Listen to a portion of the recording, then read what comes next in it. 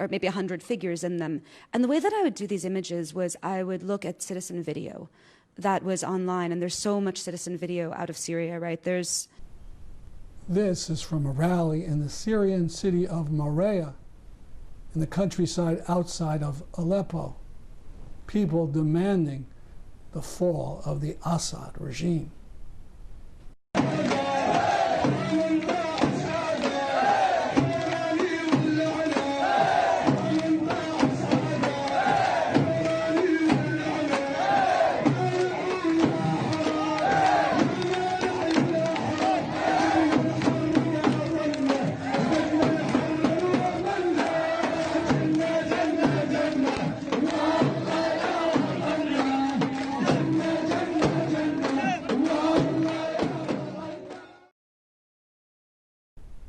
Some politicians and right-wing business types are crowing because the economy grew massively larger over the last 3 months. It's true, but only because the economy was near comatose in the 3 months prior to that because of the pandemic closings. What's unfortunately more interesting is the numbers we see, the continued huge numbers of new first-time state unemployment claims, 751,000 last week. As we can see from this chart, that's about triple what it was any week last year.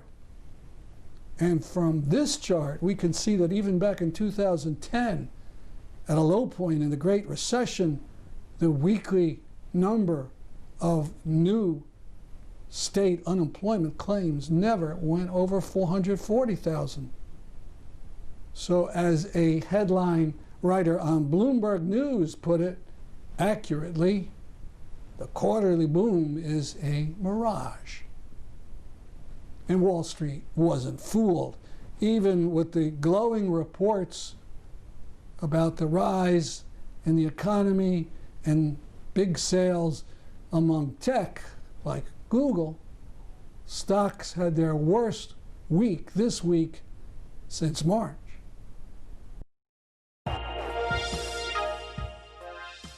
Now from Democracy Now!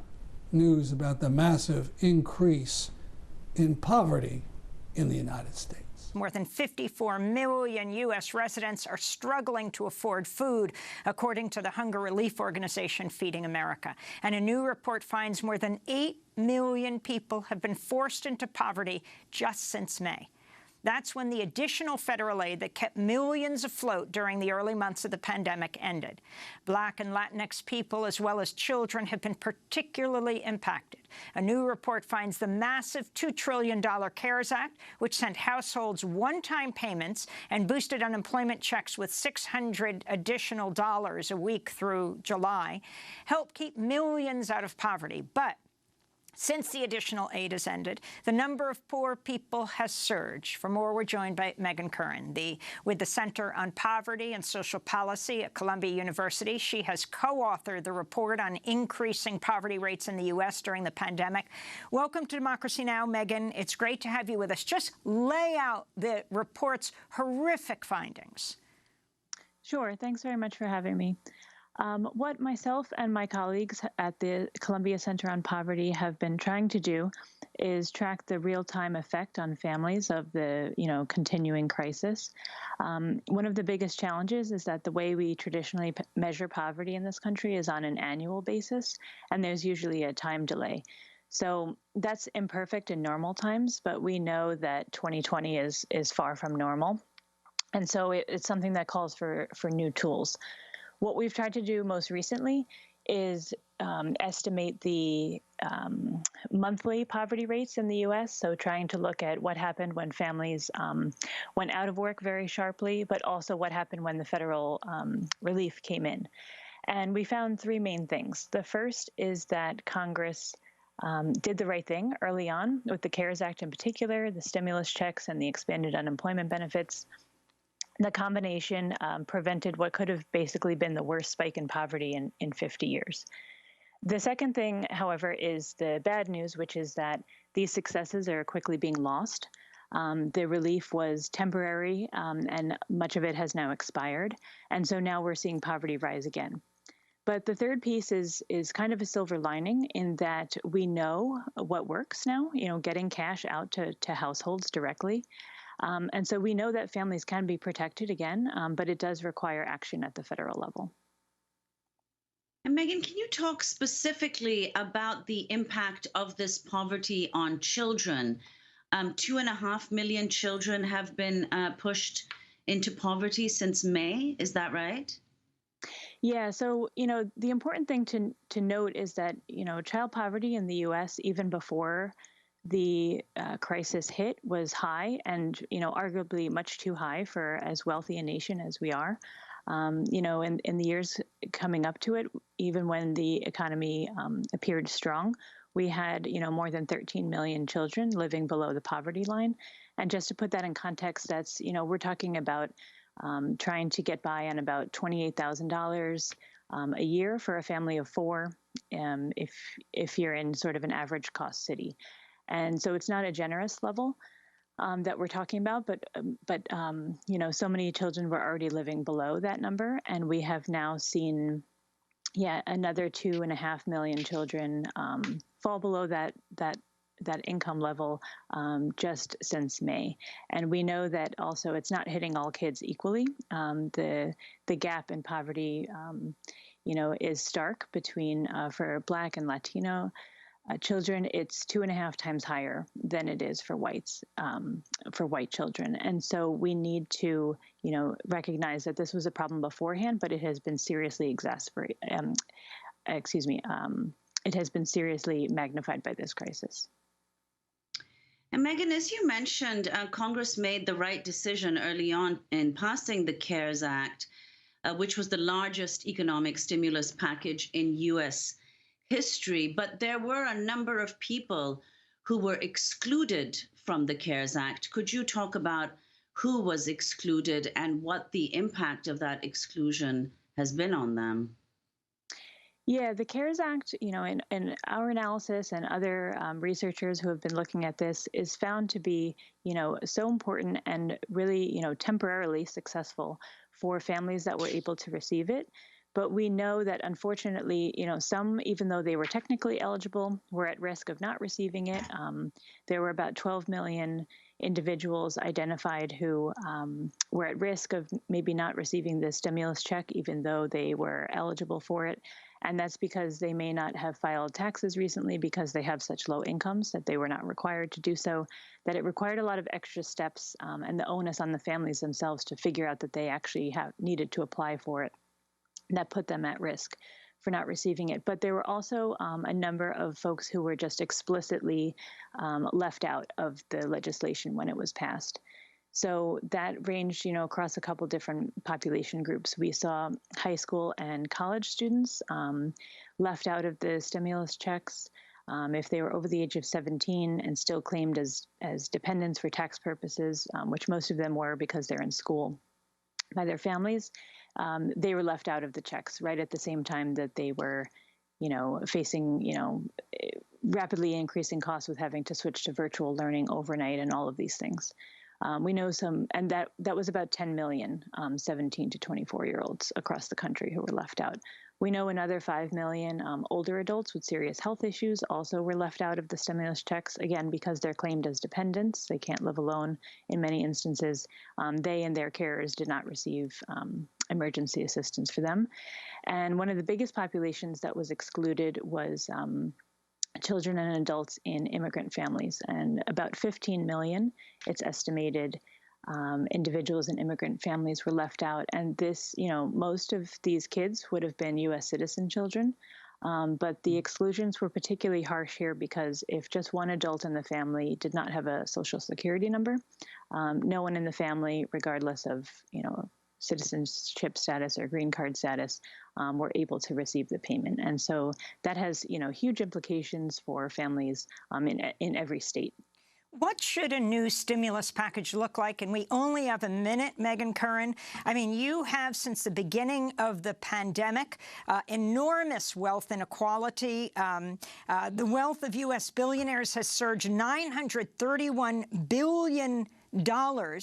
And yet, when you look at the number of people who've not only plunged into poverty, but hunger, how do you correct this? It was seen as also an enormous corporate bailout. Yeah, I think what we need to recognize is that, we need to get more cash to families, and it needs to be accessible to as many families as possible without exclusions, and it needs to be consistent. We know that, another one-time check, while very welcome for many families, isn't going to be enough. Continuing unemployment benefits, the $600 top-up weekly payments, along with the expansions that included those who are usually not covered, need to be continued.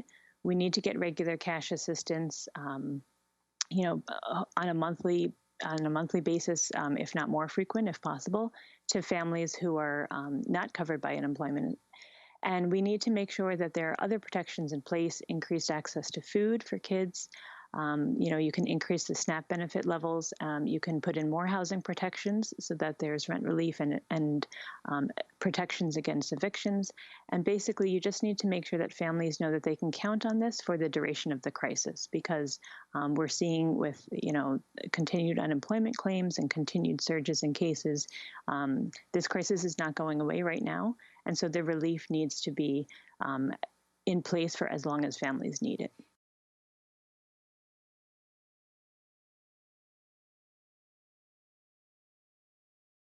That's our program for today.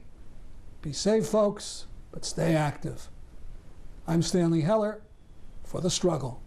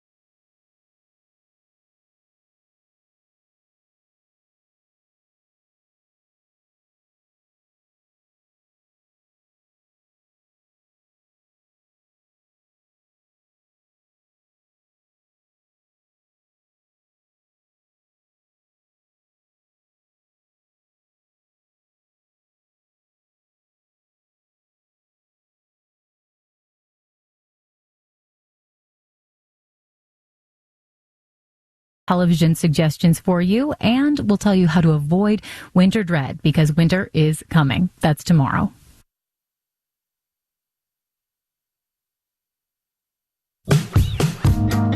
Central Time is produced by Jay Carlisle Larson, Rachel Vasquez, Bill Martins, Dean Knetter, Tim Peterson, and Natalie Guyette. Sarah Hopeful is our technical director, and Judith Sears-Poisson is our executive producer. I'm Rob Farrett. This is Central Time.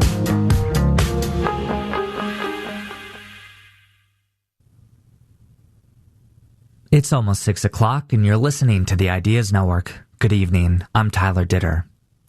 Coming up next, it's 1A+. Then at 7, it's news and interviews from around the world on As It Happens from CBC Radio. My name is Heidi, and I live in Watertown, Wisconsin. When I was a child, my parents listened to it. It's a source of important information and news about Madison, the state, the country, and the world, and it's done in a very interesting format for people of all ages. I feel the programming has been priceless to me, and it's very important to continue that in the future. Include us in your estate plan. Visit WPRLegacy.org. Support for WPR comes from Bader Philanthropy.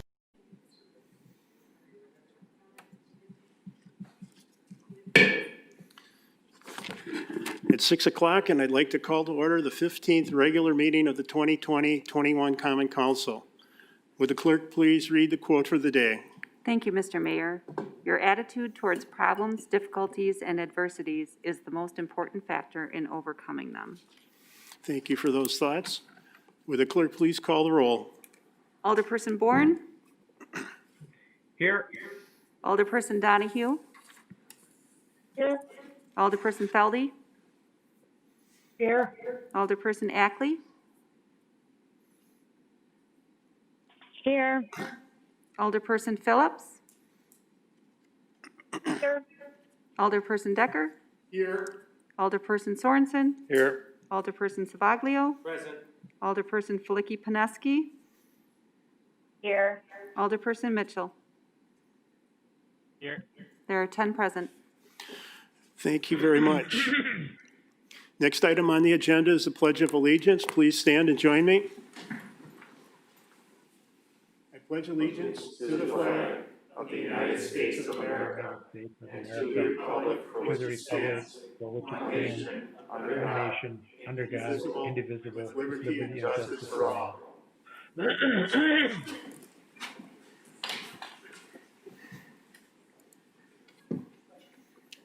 Next item on the agenda is the approval of our minutes from our 14th regular council meeting, which was held on October 19th of 2020.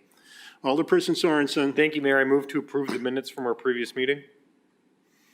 Second. Thank you for that motion and support. Is there any discussion on the minutes?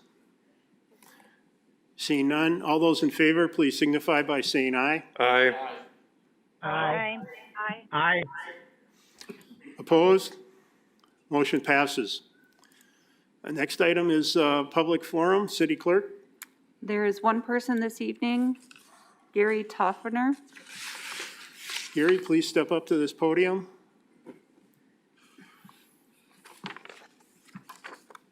Hi, Gary. Can you state your name and address for us, please? Okay, my name is Gary Toffner. Address is 2606 Gray Fox Court in Sheboygan. I want to pull the mic down a little bit, Gary. There you go. And you'll have 5 minutes. Okay. Mayor Vanderstein and council members, as I mentioned, my name is Gary Toffner. I spoke to you all several times at your council meetings last year to request funds from the city of Sheboygan to upgrade the optical cable from WSCH to City Hall and to Spectrum. This much needed upgrade was necessary so you could watch our local government and community channels on Spectrum Channel 990. This channel includes all of the local city government meetings, parades, and of course the Knights of Columbus, cable television, rosary, and several local church services. The rosary is aired on Channel 990 7 days a week at 8:30 a.m., as well as other local church services during the week. Getting this new optical cable was very special to me. Not only did I fight for this project in memory of my mother, who watched the channel every morning for the rosary, I did it for all of our local Catholics in the city of Sheboygan. As I mentioned last year, I watched it daily myself, and a lot of parishioners in our churches have thanked me for standing up to get this project completed. I also want to mention that even though this project got completed now, they were working on this several months ago, and the picture quality improved immediately. With people staying at home during this coronavirus, this improvement couldn't have taken place at a better time. so that the government meetings were in good quality broadcasts as well as other many programs this channel offers. This was money wisely spent, and it ended up costing a third of the original projected cost. So I'm glad I pushed this and got it through. I will now read the email that I received from Scott Mealiff, the program director from WSCH. He wrote to me, Mr. Taufener, it has been a long time coming, but I am pleased to be able to report to you that the fiber optical delivery to Spectrum is officially complete. I received confirmation from Spectrum's project manager this morning, October 20th. October 20th is recognized each year as Community Media Day, so it is somewhat fitting that this project was successfully completed today. I want to again express my sincere appreciation for your dedicated efforts and perseverance in making this project happen. I can confidently say that it would not have happened without you. Thanks for the many ways you support community media. With deep gratitude, Scott. So in concluding, once again, Mayor Vandersteen and council members, thank you from the bottom of my heart for passing this much needed improvement for our local community channel and for making our city great once again. Thank you. Thank you for those comments and for making those observations for us in the beginning. Next item is presentation by the United Way of Sheboygan County.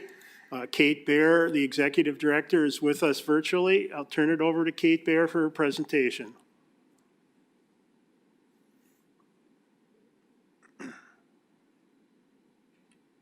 Hello. Thank you for having me. You can hear me okay, correct? Yes, we can. Wonderful, and here it is, the presentation. Again, really excited to be here because not only can I share with you the amazing and important work United Way is doing, but obviously collectively as a nonprofit and social sector, this has been a struggle. This addressing all the community needs and what we can do and what needs to be done. So the need is great, and we're here to respond. So we can move forward. I just wanted to give a quick update on our COVID-19 response for those of you who may not be familiar with it. So we raised and disseminated funds from March 2020 to July 2020. That fund has now closed, but we were able to raise and disseminate rapidly over $285,000. The funding, as you can kind of see laid out there, went to food and basic needs was our top area of need, with over $100,000 being donated into that area in our community. And then it goes on from housing, education, housing and shelter, mental health, general resource needs, cleanliness products. There was over $22,000 that was utilized from different area nonprofits for cleanliness.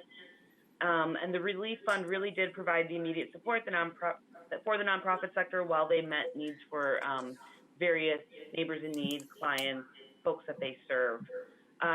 54 grants were awarded, 31 local agencies, and it really then became an innovative partnership with the Sheboygan Service Club. So this was not just a United Way effort, this was the Sheboygan Service Club stepping up and wanting to raise funds and give back, as well as the United Way of Sheboygan County board members combining to make this happen. So other responses we had, if you click forward, we had obviously a COVID-19 nonprofit response network. 50 plus agencies have participated. We get anywhere from 20 to 50 agencies on a call. We have convened these conversations. It was around 15 weeks straight. We were meeting weekly on Tuesdays. And more than just meeting, we were being good stewards of our donor dollars. We were trying to collaborate in ways that were maybe not thought of prior. Obviously, that's what a pandemic does. It really challenges us to think outside the box and what can we do as a community to come together. So some amazing outcomes occurred because of these conversations and because of working together.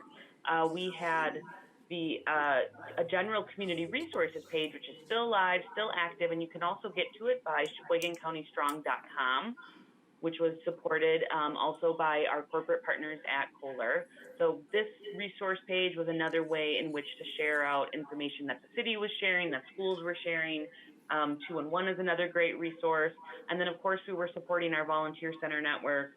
And then came civil unrest, right? And then DEI, diversity, equity, and inclusion became one of our needs to respond to also as a social sector.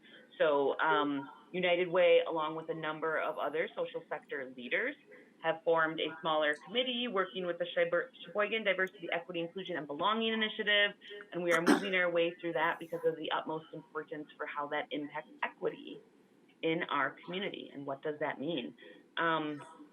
So again, speaking to the volunteer center, speaking to all the good that's happening, someone on the Common Council might say, well, why is this important right now?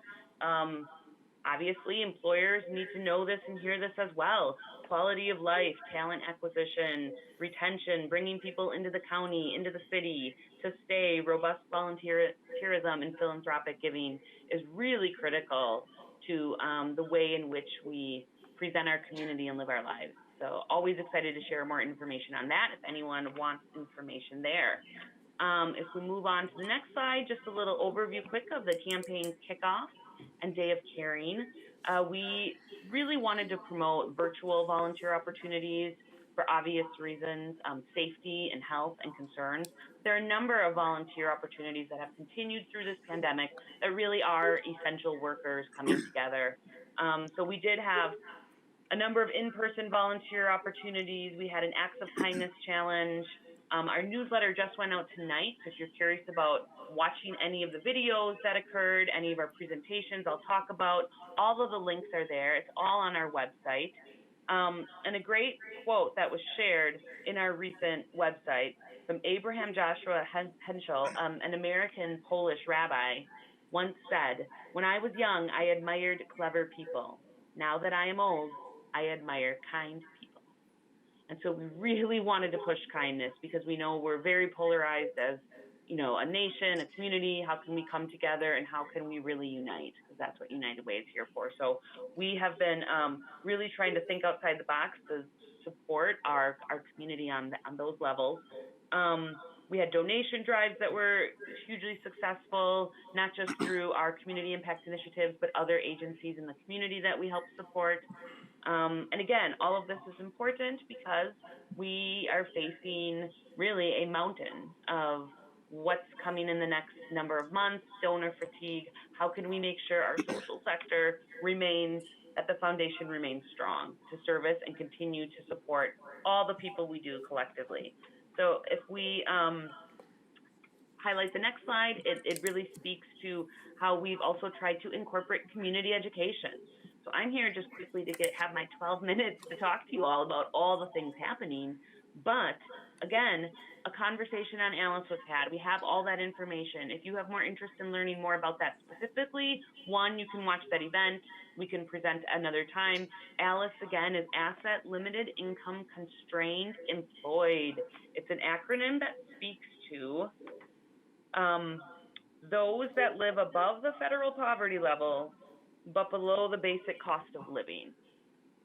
So in our community in Sheboygan County, the latest data that just came out was from 2018. And what's a little frightening is that we know more individuals have fallen into poverty because of the pandemic and therefore fallen into the ALICE level. So maybe current ALICE families now would be considered poverty.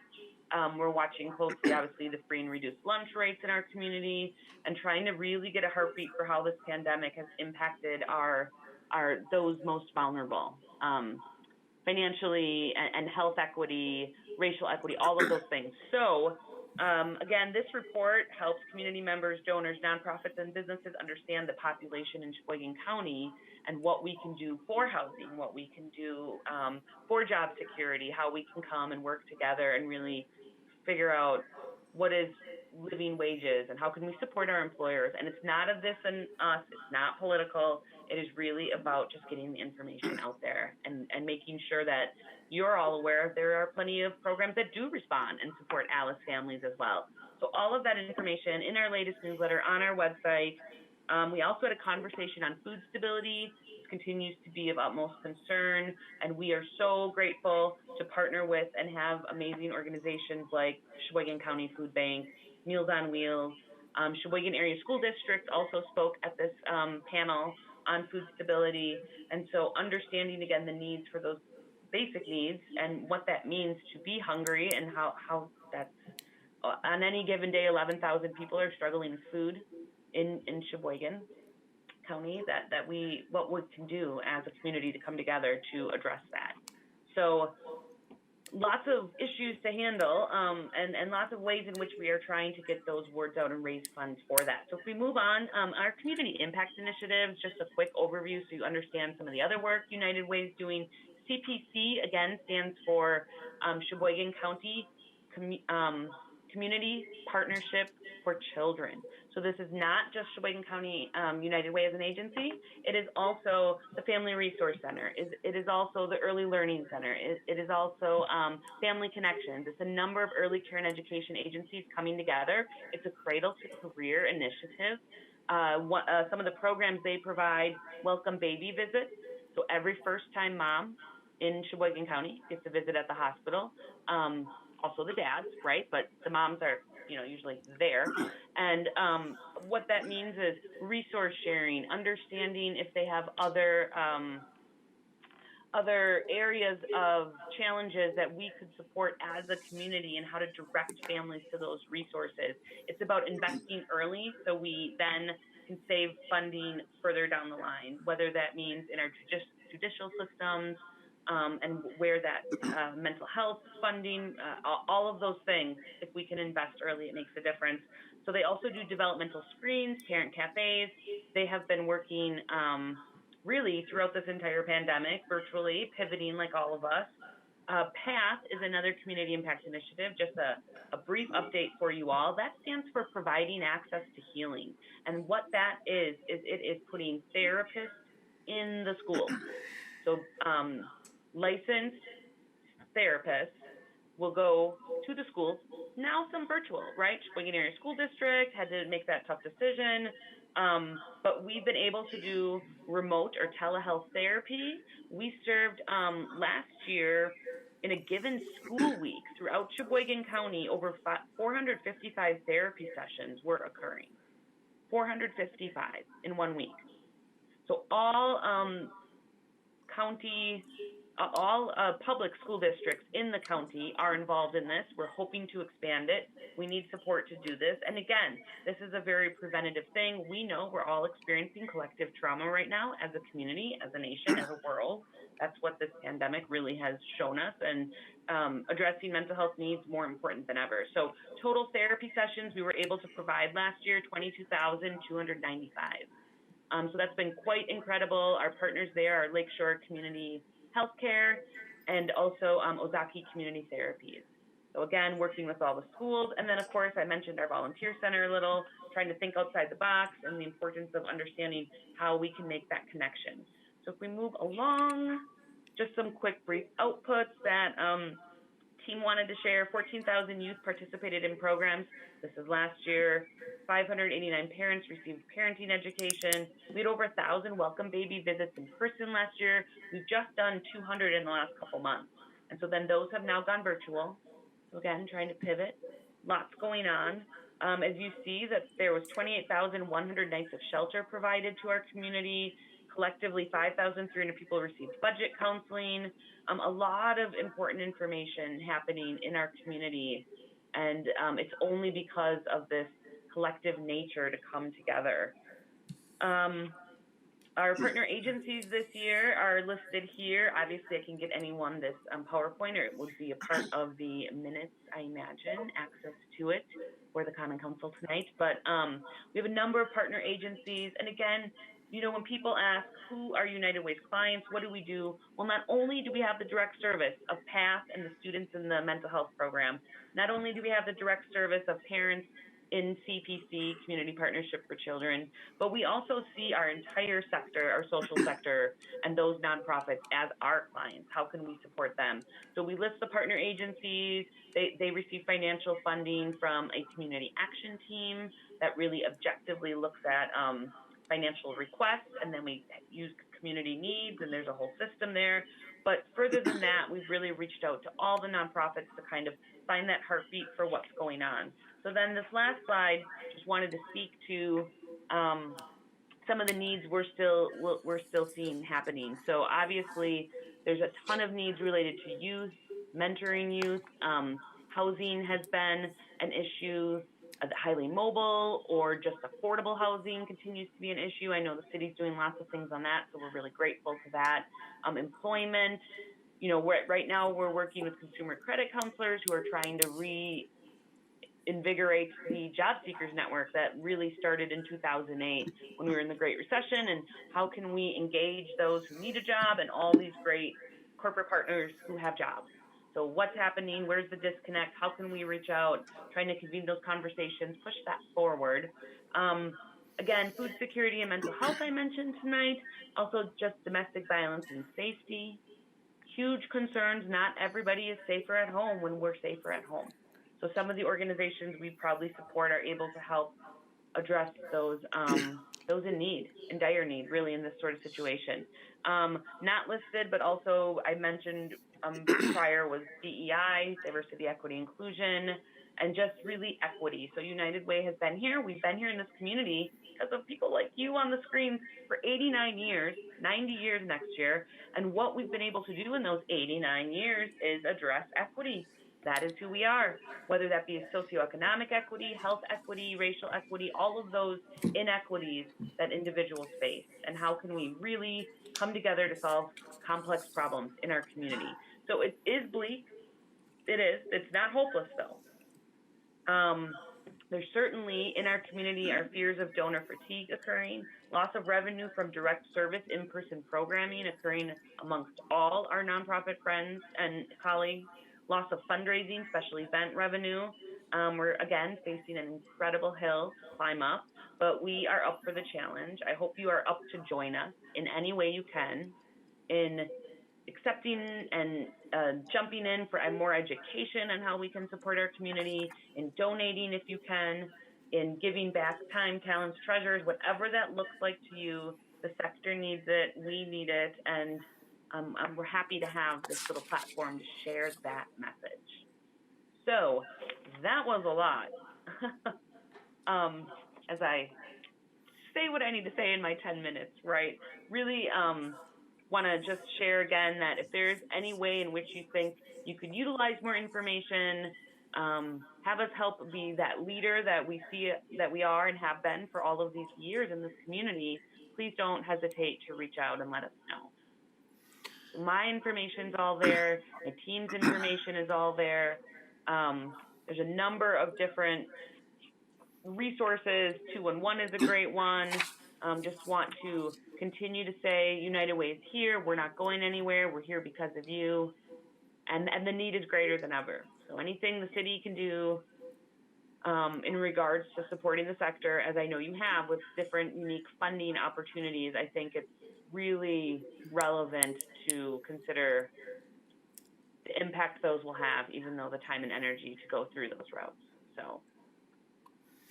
Kate, thank you so much for that great presentation on the activities in United Way, and we look forward to kicking off our campaign shortly within our employee group. So thank you very much. Yes, we're so grateful. Next, we'll go on to mayor's announcements. I'd like to start out with a proclamation, and I'd like to call up Kevin Greitens.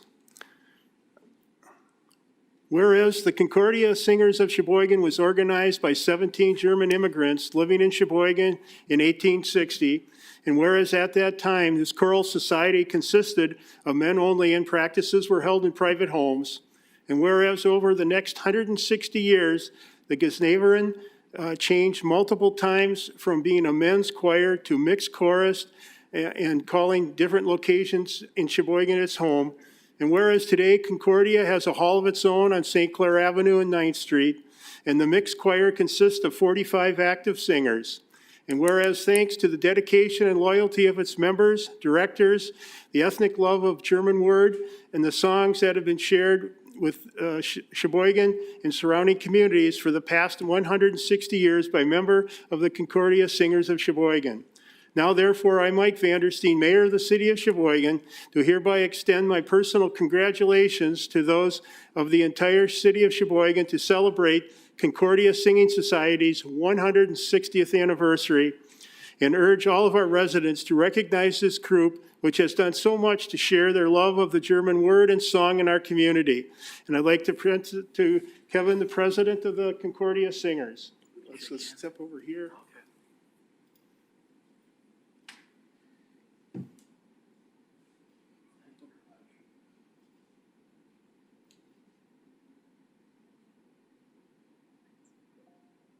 All right.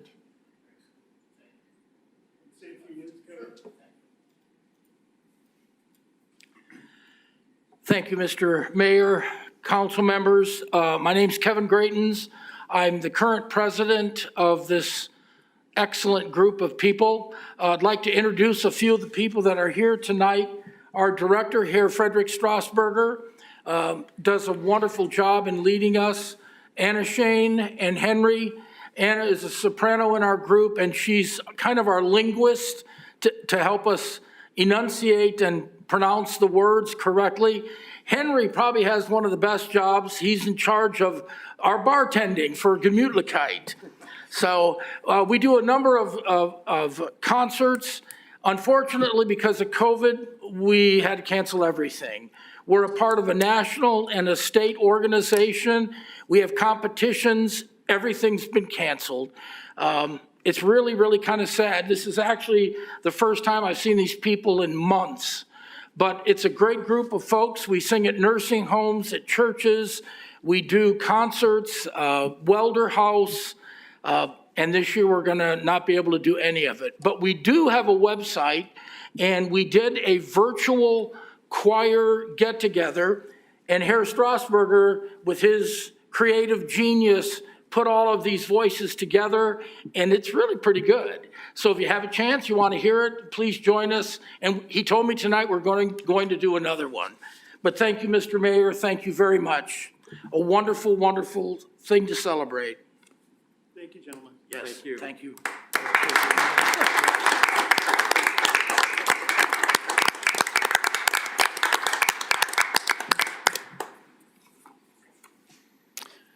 Tonight, I'd like to give a brief COVID update. First of all, let's review the numbers. Today, we had 5,361 positive tests for COVID. That's up 771 from last week. That's up 17%. We had 1,857 active cases. That's up 393 from last week. We have 2,617 individuals overall that have recovered. And we currently have 37 individuals in hospital as patients. That's up 14 from last week. And then, unfortunately, we saw more deaths this week. We had 31 total deaths. That's up from 24. That's up 30% just in 1 week. The negative test total is 30,715, and that's up from 1,099 from last week. The Wisconsin National Guard testing site last week completed 279 tests on Wednesday and 223 tests on Friday. Sheboygan County will continue to have community testing through the Wisconsin National Guard on Wednesdays and Fridays at the Sheboygan County Aging and Disability Resource Center in Sheboygan Falls through December 9th. There will be no testing, however, on Wednesday, November 11th for Veterans Day and Friday, November 27th for Thanksgiving holiday. If you are referring someone to this site, please ask them to pre-register at a website called register.covidconnect.wi.gov. The traffic at that site usually slows down substantially beginning at noon, and the wing comes prepared with 450 tests each time. Healthcare systems update. Aurora has the highest census since March 16th. Their bed unit is filled and a secondary unit has a handful of patients. And also the other challenge that our hospitals are having is their staff is getting sick from COVID and is sitting out. And they currently have 33 team members that are out on quarantine. Visitor restrictions still are in place, and they continue to pre-test elective procedures. At St. Nicholas Hospital, they've seen the highest number of cases as well. It's putting stress on their ICU. They're managing, but it's definitely hour by hour, and they again are also doing elective cases with pre-screening. Sheboygan activity level is very high. It's strongly recommended. Community actions are to avoid going places where safety measures are not in place, to wash your hands and use hand sanitizer, to always wear a mask in public, to disinfect frequently and use items and surfaces as much as possible. And if you're sick, stay home, do not go to work, school, or any other public place, and follow the advice of your medical provider. Then we'll go on to talk a little bit about the election tomorrow. The city clerk's office has had 13,600 voters request absentee ballots. 4,471 of those absentees were done in person in City Hall in the last few weeks, and 8,230 ballots are returned via a drop box or in the mail. There are about 900 absentee ballots to still be returned. These absentee ballots can be dropped off at City Hall until 4:30 tomorrow. The Meade Public Library drive-through will be open till 6 o'clock, so 6 o'clock will be the last check there. And you can also bring it to your election poll until 8 o'clock. We currently have 25,800 voters that are registered for the election, and a normal election sees about 21,000 voters turn out. Tomorrow on Tuesday, November 3rd, the polling locations for the general election are open from 7 a.m. to 8 p.m. We have one change that happened fairly late, but wards 15, 20, and 21, the poll changed to 604 North A Street, the former Wisconsin Bank and Trust building right next to City Hall here on A Street. All registered voters of those wards were mailed postcards to notify them of this change. For the protection of other voters and city poll workers and staff, all voters, please wear a mask when you enter the building. When you're at your polling location, please observe social distance, 6 feet between other voters. And remember, you need a photo ID in order to vote. I'll bring this up a little later, but you should have all received an email with my budget memo. We commend the city administrator and his budget team on the budget that's before us tonight, and I'll read that a little later. Thank you.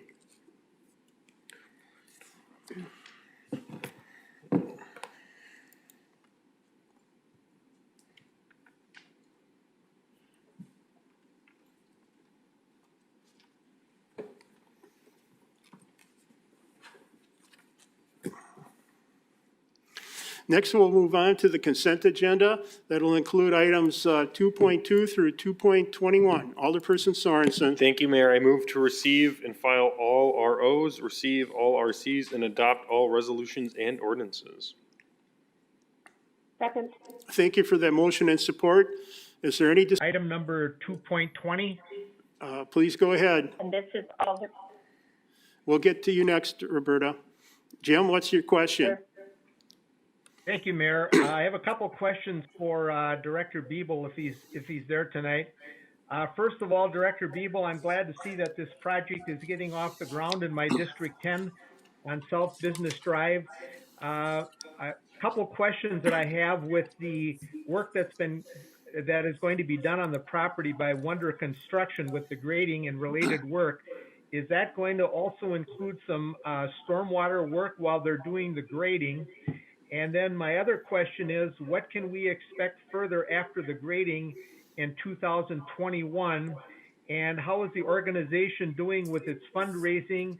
And have you gotten to the point yet where you've contacted any of the financial institutions for some funds that you may need after the donations come in? Well, we'll turn it over to Public Works Director David Biebel.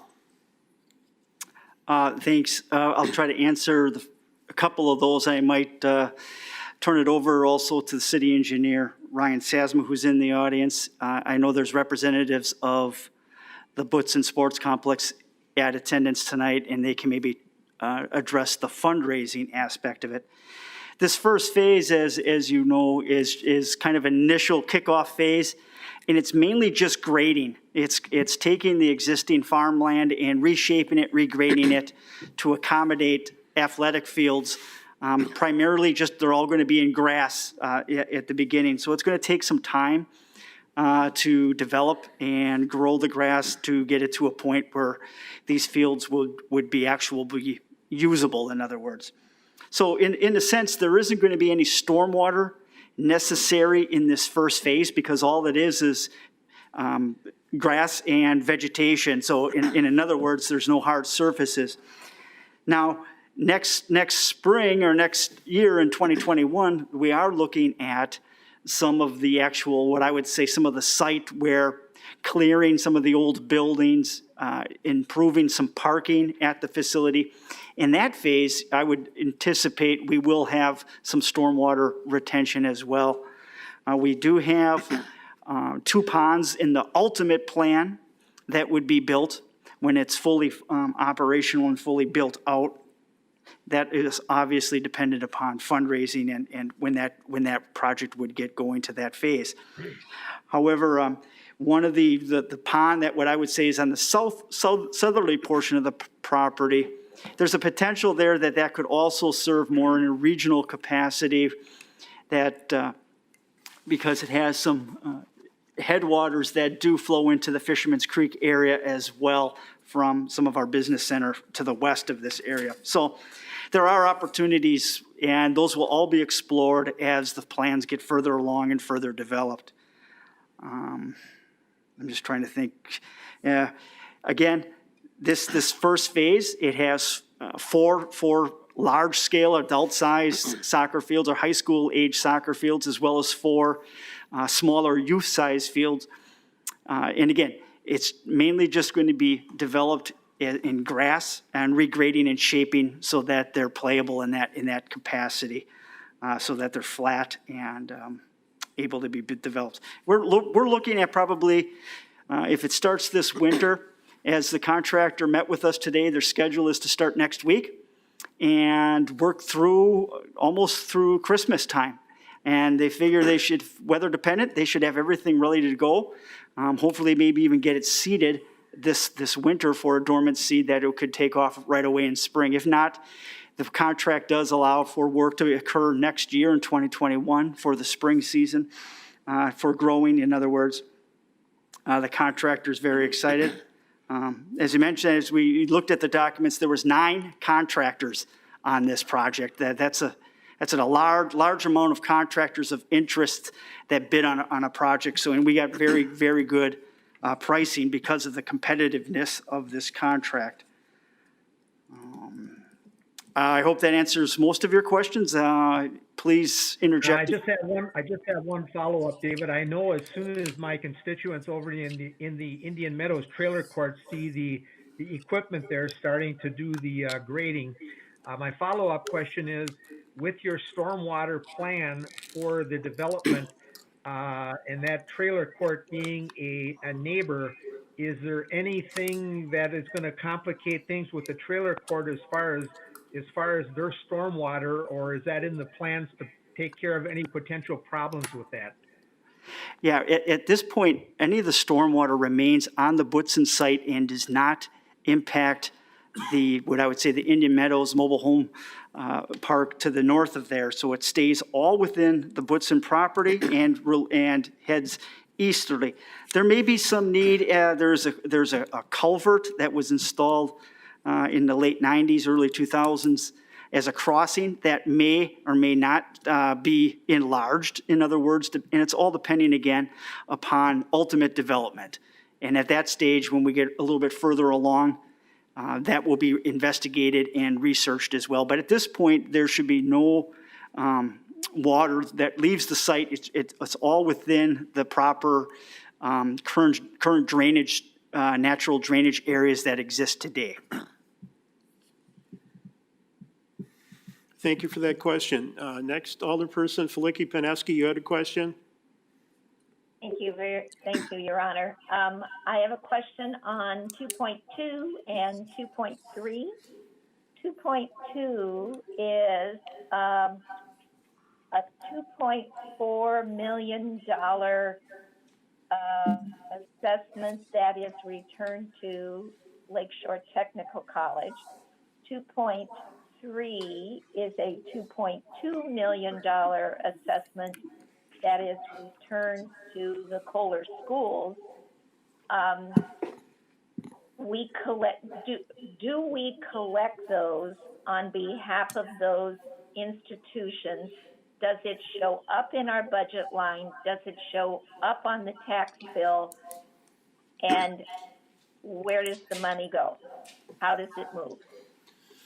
To respond to that, the question of both Lakeshore Technical College and the Kohler School District, those entities are collecting property tax to support their organizations.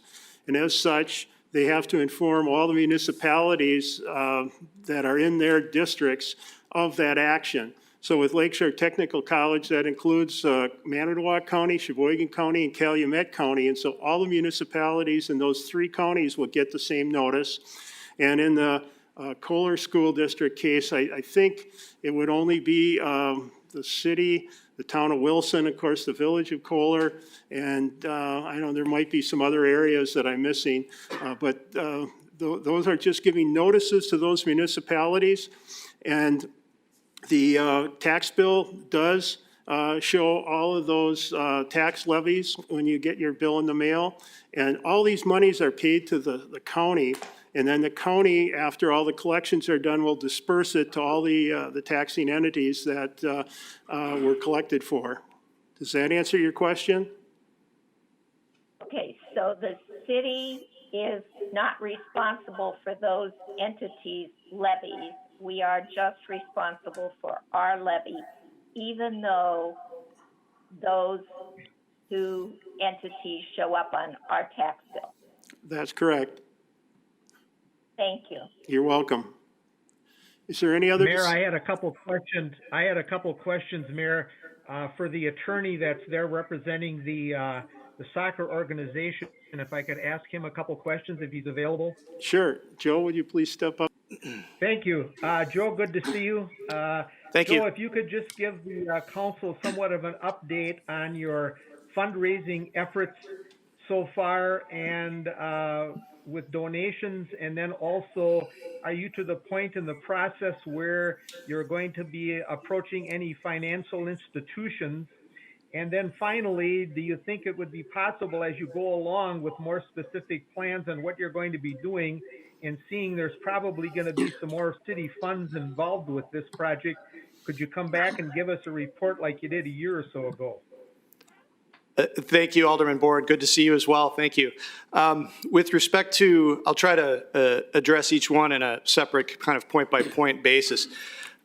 With respect to our current fundraising, obviously COVID has created some difficulties with fundraising and approaching other financial institutions with regard to asking for funds. Now, obviously where we're at in the process now is with what's affectionately called phase 0, as our introductory phase. The city funds are being utilized, and as David Biebel had indicated, we got a very favorable return on all the bids we got, which will allow us some additional funds by which to work with some of the things he referenced, like building removal, demolition, and some of those others.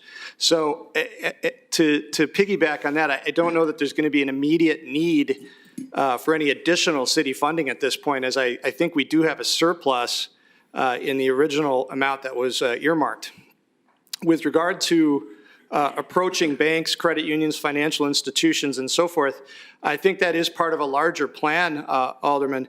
At this point, have we had any specific discussions above 50, below 50,000 feet? Not really. At this point, is that part of our intention? Yes. We have hired or are looking and are talking to a fundraising consultant with respect to moving forward. Phases 1 and 2 are likely coming down the pike after we get through phase 0. and get some visibility. I think, Alderman, to get a shovel in the ground at this point is really a critical component to going forward with banks and credit unions and financial institutions, simply because it's no longer discussion. It's no longer a presentation. It's reality. There's a shovel in the ground. There's going to be kids playing. There's going to be grass. There's going to be a facility out there for everyone to see. We think that's really important in moving that forward on a fundraising effort, particularly with regard to local institutions. We think it'll give us a lot of solid visibility there. And lastly, you asked if we would be able to come back. We are available at any point in time to come back and discuss not only where we are in phase 0 and fundraising and other questions, but also to talk in more detail about the developments, where we are in those processes. We're always glad to talk to anybody at any time. So all we would need is just an invite. We'd be glad to come down. Thanks for the information, Joe. You're welcome. Thank you very much. Are there any other questions or discussion relating to the consent agenda? Seeing none, will the clerk please call the roll for passage?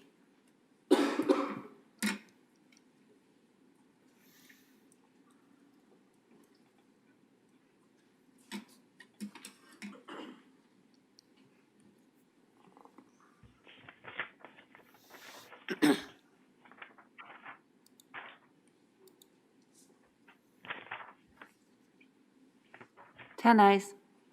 Motion passes. Moving on to reports of officers, item 3.1 is RO number 92 of 2021 by the city clerk submitting a communication from Gary Toffener regarding the upgrade to the fiber optic cable. Alderperson Bourne. Thank you, Mayor. Make a motion to receive and file the document. Second. Thank you for that motion and support. Is there any discussion? Seeing none, all those in favor, please signify by saying aye. Aye. Aye. Aye. Aye. Aye. Aye. Opposed? Motion passes. Item 3.2 is RO number 93 of 2021 by the Director of Planning and Development submitting the 2021 Business Improvement District bid statement of purpose dated October 1st of 2020 and the bid's 2021 operating budget. Alderperson Sorensen.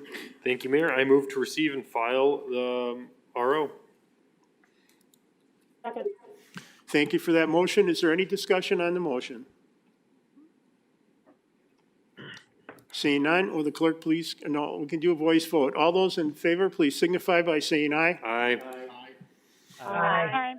Aye. Opposed? Motion passes. Items 3.3 through 3.6 will be referred to various committees.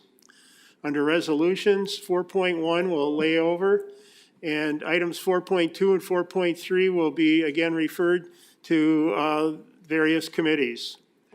Under reports of committees, item 5.1 is RC number 183 of 2021 by the Finance and Personnel Committee, to whom was referred direct referral resolution number 114 of 2021 by Alderpersons Donahue and Boren, authorizing the sale of 1402 Union Avenue to, in the city of Sheboygan, and recommends adopting the resolution. Alderperson Donahue. I move approval of the resolution. Second. Thank you for that motion and support. Is there any discussion on the motion? Seeing none, will the clerk please call the roll?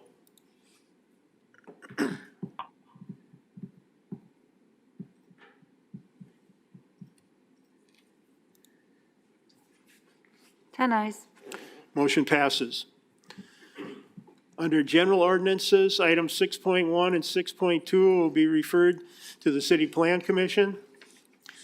Under matters laid over, item 7.1 is RC number 167 of 2021 by the Committee of the Whole, to whom was referred RO number 82 of 2021 by the Finance Director, submitting the 2021 budget adjustments related to resolution number 103 of 2021 by Alderpersons Donahue and Sorensen, establishing the 2021 budget appropriations and the 2020 tax levy for use during the calendar year. Alderperson Sorensen. Thank you, Mayor. I move to file 7.1, 7.3, and 7.4, and I move to pass 7.2 with the approved amendments. Second. Thank you for that motion and support. That motion is before us for further discussion. Mayor? Go ahead, Alderperson Sorensen. Thank you. I just wanted to commend City Administrator Todd Wolf on his first budget that he's presented and worked on with the city of Sheboygan as well, in under about 3.5 months on this. Definitely did not come at an easy time. City budgets are not an easy task at hand as well too. But we have a great staff of department heads and appreciate all their support and time and effort that they put into this as well. So I'll be voting in favor of this. I know that we got a lot of challenges ahead, but I'm very confident in the leadership that we have with City Administrator Todd Wolf at the helm with our city finances. So just wanted to say thank you. Is there any other discussion? Well, I'd like to take the opportunity to read the budget memo that I mailed out to you earlier today.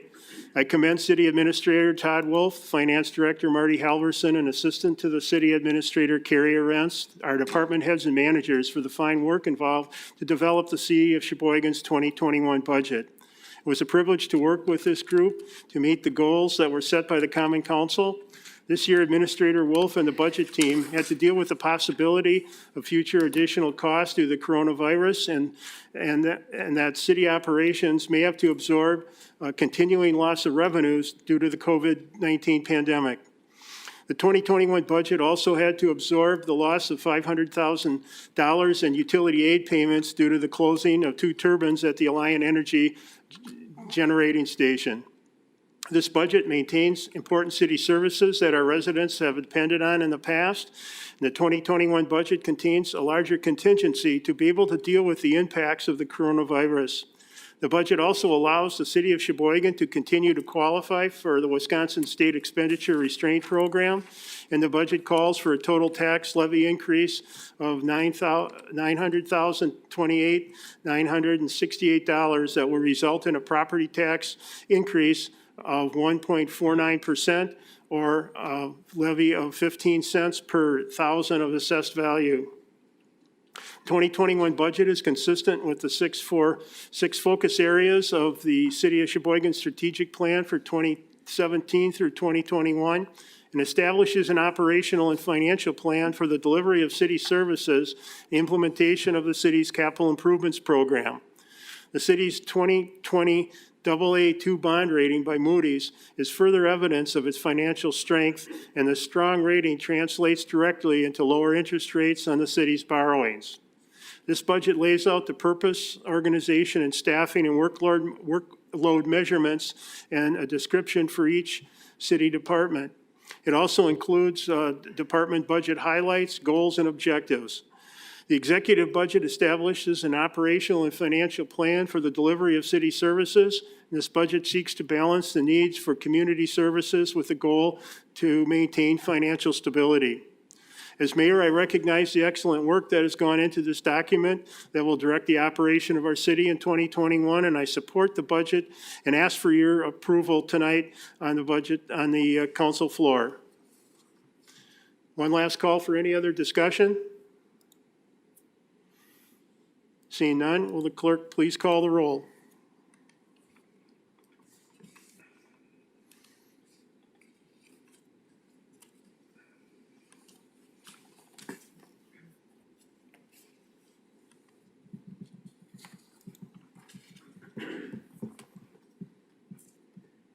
Ten ayes. Motion passes unanimously. Congratulations, Todd. Other matters authorized by law, I'll turn it over to City Attorney Charles Adams. 8.1 is an RO by the city clerk submitting various license applications. That'll be referred to Licensing Hearings and Public Safety Committee. Alderperson Sorensen. Thank you, Mayor. Seeing that we have exhausted the agenda, I move to adjourn. Second. Thank you for that motion and support. All those in favor of adjournment, please signify by saying aye. Aye. Aye. Aye. Opposed? Motion passes. We stand adjourned. Thank you for your time tonight. All right, good job. Narrative slips back in, oh, it's just lazy people. They don't want to work. That is not the truth, y'all.